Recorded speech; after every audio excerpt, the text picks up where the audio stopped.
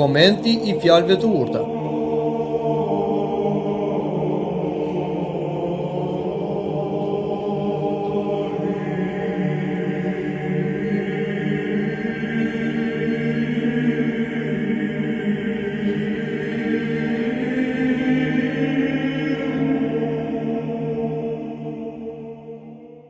Të dashur më Krishtin, sot lexojmë nga fjalët e urta, kapitulli 10, vargu 31 deri në fund dhe nga kapitulli 11, vargu 1 deri në vargun 12. Vargu 31 thot: Goja e të drejtit prodhon dituri, por gjua e çoroditur do të pritet. Goja e një njeriu të mirë është si një pemë që prodhon fruta. Ashtu si një pemë e cila prodhon fruta të ëmbël është e mbrojtur dhe është e dashur për njerëzit, kështu është dhe njeriu I drejtë. Ai prodhon fruta nga hiri I Shpirtit Shenjtë. Te letra e Galatasve ku thot: frutat e Shpirtit Shenjtë janë dashuri, gëzim, paqe, zemërgjerësi, ëmbëlsi, mirësi, besim, vetëpërmbajtje. Kështu që njerëzit kur dëgjojnë fjalët e njeriu të drejtë dhe shikojnë jetën e tij, marrin pra nga të mirat e tij, ëmbëlsohen, ndriçohen, paqëtohen dhe fuqizohen për të bërë atë çfarë është e mirë. Por gjua e çoroditur do të pritet. Gjua e çoroditur është si ajo pema e cila u mboll për të dhënë fruta, por nuk I jep ato. Atëre, Baçevani me këtë pemë nuk vepron ndryshe, veçse e pret. Kështu dhe vepron dhe Perëndia me ata njerëz të cilët kanë një gojë të çoroditur, pra janë të pavlefshëm. Dhe kjo fjalë e urtë na kujton edhe atë çfarë tha edhe Shën Joan Parenci edhe pakzor. Tashmë sopata u vu në rrënjë të pemëve. Çdo pemë që nuk jep fryt të mirë do të pritet dhe do të hidhet në zjarr. Le të flasim edhe për vargun 32. Buzët e të drejtit njohin atë që është e pranueshme, por goja e të pabezëve njeh vetëm gjëra të çoroditur. Pra, I drejti thot atë çfarë është e vërtet, ashtu siç ka ndodhur, dhe kjo është e pranueshme. Por goja e të pabezëve njeh vetëm gjëra të çoroditura, që do të thotë, njerëzit e pabezë që nuk kanë frikë Perëndije, gënjejnë dhe I ndryshojnë faktet dhe kjo është një çoroditje. Vazhdojmë nga kapitulli 11 në vargun e parë. Peshorja e pasakt është e neveritshme për Zotin, por peshimi I sakt I pëlqen. Perëndia është një sy që vigjilon dhe shikon të gjithë veprimet e njerëzve. Në mënyrë të veçantë, marrëdhëniet tregtare që ata bëjnë, sepse marrëdhënia tregtare është një marrëdhënie me të afërmin. Dhe ashtu si jemi sjellë me të afërmin, jemi sjellë me Perëndin. Tregtari I pandeshëm ndonjëherë mban dy peshore, një për të blerë dhe një për të shitur.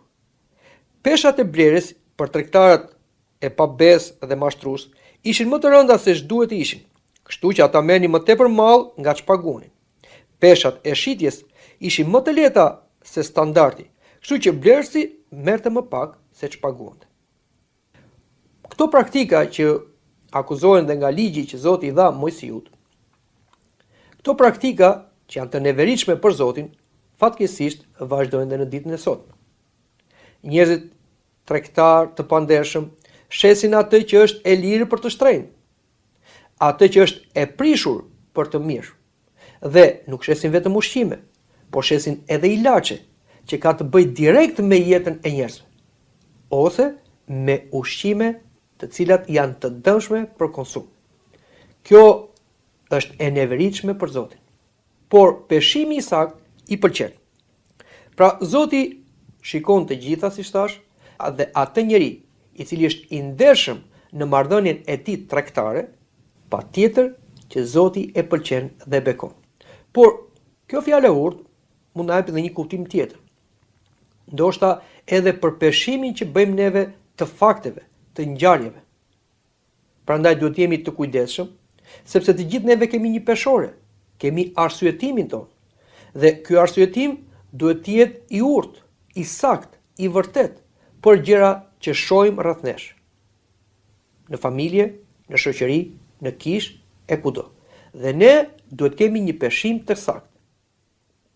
sepse në qoftë se neve i themi të bardhës të zezë dhe të zezës të bardhë, dhe peshorja kalon në anën tonë sipas interesit tonë për faktet dhe gjërat që ne shohim dhe gjykojmë, patjetër që kjo është e neveritshme për Zotin.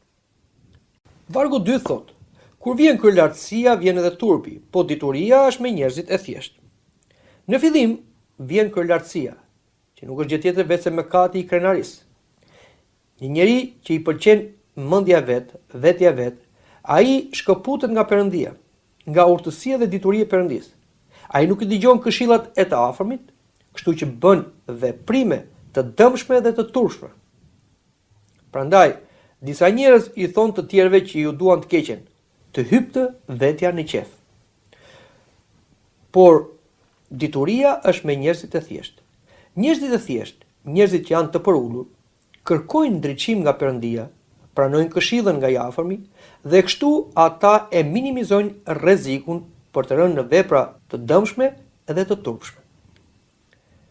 Vargu 3 thotë: njerëzit e drejtë udhëhiqen nga dëshmëria, por ligësia e të pabesëve do t'i shkatërrojë ata. Dëshmëria është siguria më e mirë. Pra, njerëzit e drejtë e kanë udhëheqës së tyre në dëshmërinë. Pra, bëjnë atë çfarë është e mirë, e duhur përpara Perëndisë dhe tek i afërmi. Për shembull, kemi Josifin, i cili pavarësisht se atij u bën shumë padrejtësi, ai ishte i ndershëm edhe me Potifarin, dhe pavarësisht se ai pati gjithë atë peripeci, përsëri ndershmëria e udhëhoqi atë në një karrierë aq të lavdishme sa u bë i dyti mbas faraonit. Por ligësia e pabesëve do t'i shkatërrojë këta. Pabesët ndryshe nga njerëzit e drejtë udhëhiqen nga pabesia. Por vetë pabesia e tyre do t'i shkatërrojë ata. Ashtu siç ndodhi dhe me Balamin, i cili u dërgua nga Perëndia për ta bekuar popullin e Izraelit, por ai për shkak të pabesisë së tij dhe për shkak të lakmisë përpara kërkonte ta mallkonte popullin. Dhe kështu ai u ndëshkua për veprimin e tij. Vargu 4 thot: pasurit nuk sillin dobi ditën e zemërimit, por drejtësia të shpëton nga vdekja. Shumë njerëz mendojnë se pasuritë janë një siguri e madhe në këtë jetë, por ato janë vetëm për këtë jetë, sepse mbas asaj jete asnjë nga këto pasuri që ne kemi grumbulluar nuk do vinë mbas nesh. Lakuri që erdhëm, lakuri do t'ikim. Por kjo pasuri që në këtë jetë ty ndoshta mund të ketë sjellë dobi në marrëdhënie me njerëzit, ke përfituar, je shliruar nga një ndëshkim ose diçka tjetër, kur vjen të vendosesh përpara Perëndisë, në ditën e zemërimit, pra në ditën e gjykimit të Zotit, dhe këtu flasim për ditën e vdekjes, pasuritë nuk të sjellin dobi. Sepse Zoti nuk mund të blihet me para, as ka nevojë për arin, argjendin, dollarin, euron ton. Por Zoti bën gjykim të drejtë sipas veprave të gjithë secilit. Por drejtësia të shpëton nga vdekja. Kush të shpëton përpara gjykimit të drejtë Perëndisë? Drejtësia. Veprat e tua të mira që të shoqërojnë në përjetësi dhe të shpëtojnë nga vdekja, jo thjesht nga vdekja fizike, që do të thotë ndarja e trupit nga shpirti, që e provojnë të gjithë njerëzit mëkatarë dhe të drejtët, por nga vdekja e dytë, që është vuajtja e ferrit. Vargu 5 thotë: drejtësia e njeriu të ndershëm i hap rrugën, por i pabesi bie për shkak të paullësisë së tij. Pra, drejtësia e njeriu të ndershëm, e atij njeriu që vepron me ndeshmëri, vetë kjo ndeshmëri dhe kjo drejtësi i hap rrugën, është pararendse. Çfarë kuptimi ka? Është Perëndia që është përpara këtij njeriu, sepse Perëndia i ka pëlqyer veprat e tij, ndeshmërinë e tij, dhe Perëndia hap rrugën, dhe askush nuk mund t'ia pengojë rrugën një njeriu të tillë. Kur Zoti është me ne, kush do jetë kundër nesh? Por i pabesi bie për shkak të paullësisë. I pabesi pra ai njeri që s'ka frikë Perëndie, që nuk e vë Perëndin dhe drejtsinë e tij udhërrëfyese, ai bie, rrëzohet për shkak të paullësisë së tij. Pra, veprat e këqija që i bëjnë e rrethojnë të njeri, e pengojnë dhe e rrezojnë vetë atë. Vargu 6 thotë: drejtësia e njerëzve të drejtë i shliron këta, por njerëzit e pabes do të kapen nga vetë ligësia e tyre. Drejtësia e njerëzve të ndershëm i shliron këta, pra të ndershmit, nga rreziqet të dukshme dhe të padukshme, sepse këta njerëz kanë si mbrojtës Zotin. Por njerëzit e pabes do të kapen nga vetë ligësia e tyre. Ashtu si thuhet përsëri në Shkrimin e Shenjtë, e bëre gropën e madhe për tjetrin, edhe re e vet brenda. Pra, ligësia është si një lak i cili lidh këmbët e atij që e bën atë. Vargu 7 thot, kur vdes një pabes, shpresa e tij humb dhe shpresa e njerëzve të padrejtë daravitet. Vdekja, siç thotë në një vend tjetër të Ungjillit, vjen si ajduti. Prandaj dhe Zoti thot, rini zgjuar dhe jini gati, se nuk e dini kur vjen i Zoti i shtëpisë. Kur vdes një pabes, shpresa e tij humb dhe shpresa e njerëzve të padrejtë daravitet. Vdekja, që siç na thotë dhe Zoti vjen si hajduti dhe askush nuk e di kur vjen krejt papritur tek i pabesi. Dhe me vdekjen, atij i azgjësohen të gjithë shpresat që ai kishte mbi këtë dhe mbi këtë jetë. Të gjitha mbulohen bashkë me të në varr. Kur kapaku i arkivolit mbyllet, të gjithë shpresat e tij mbarojnë. Gjërat për cilën ai jetonte nuk janë më të tijat, dhe shpresa e tij e begatis mbi këtë dhe është zhdukur për gjithmonë. Vargu 8 thot, i drejti shlirohet nga fatkeqësia, por i pabesi zëvendin.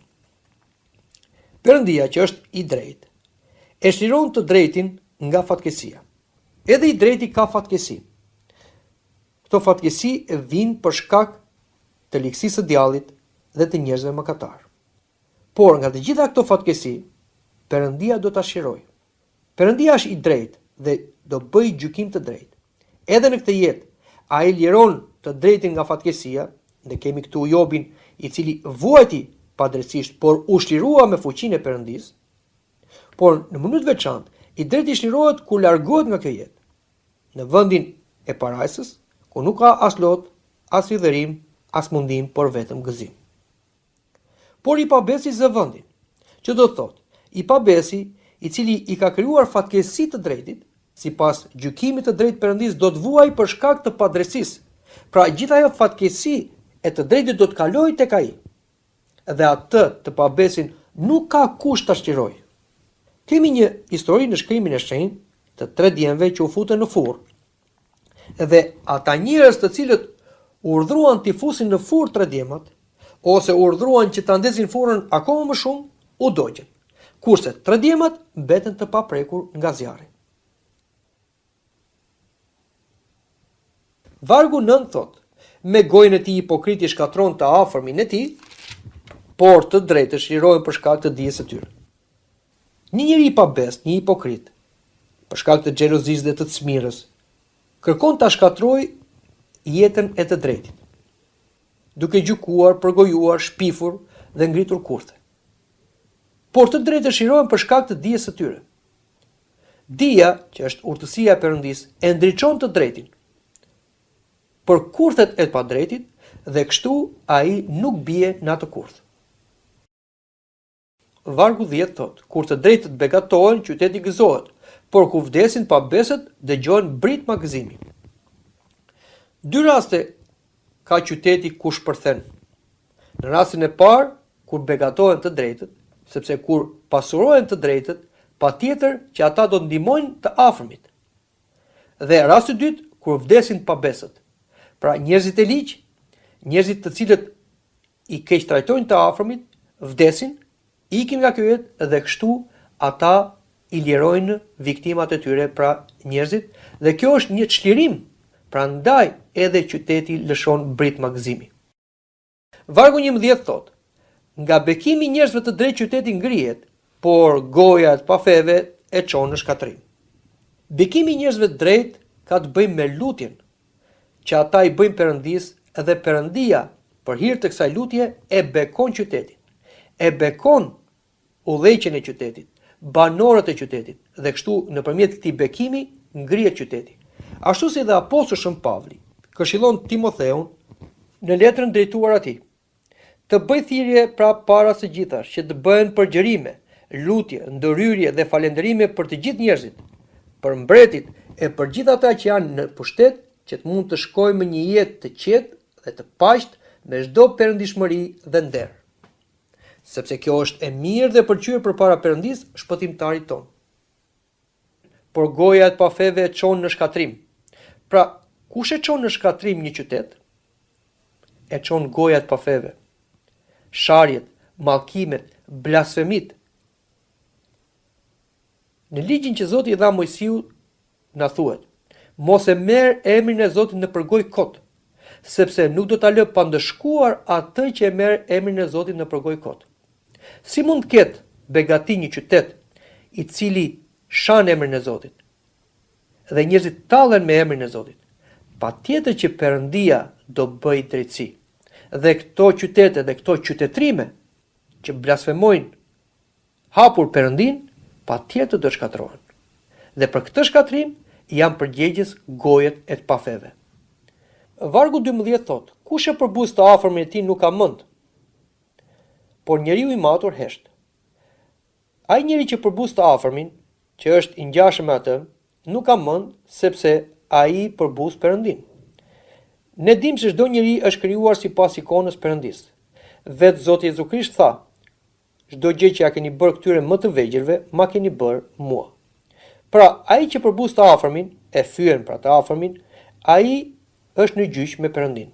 Por njeriu i matur hesht. Njeriu i matur i cili ka urtësinë e Perëndis, kur shikon që nuk mund bëj dot asgjë nga ana e tij njerëzore, atëre ai hesht dhe e lë Perëndin që të veprojë.